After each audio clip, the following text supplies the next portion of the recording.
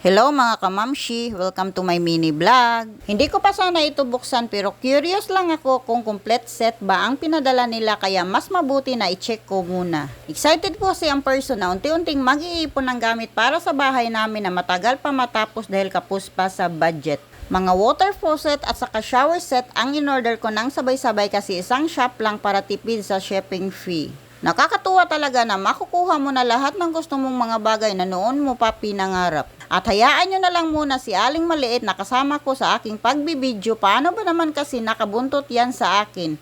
Kahit magtatago po ako, hahanapin pa rin kung saan ako sumuksok. Kung nakikita nyo na dalawa ang shower na in-order ko, kila mama po yan ang isa dahil sira na ang shower nila at gustong gusto ni Aling Maliit maglaro ng shower tuwing maliligo siya. Kahit mayroon pang shower, mas prefer ko pa rin ng tabo. Iba kasi ang feeling kung nakasayan mo na ang paggamit ng tabo. Mahina kasi ang tagas ng shower kaya mas maganda na tabo na lang.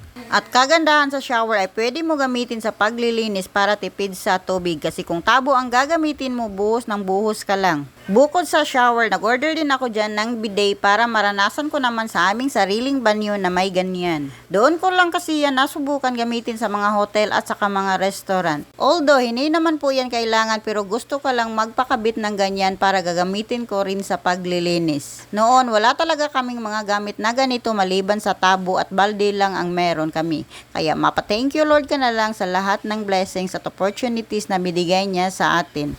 Although minsan kapos pa rin pero malayo-layo na po tayo compare noon na sobrang hirap sa buhay at tiniis lahat para makaraos sa araw-araw na pangangailangan. Kaya kung ano man meron tayo, kailangan pasalamatan maliit man o malaki.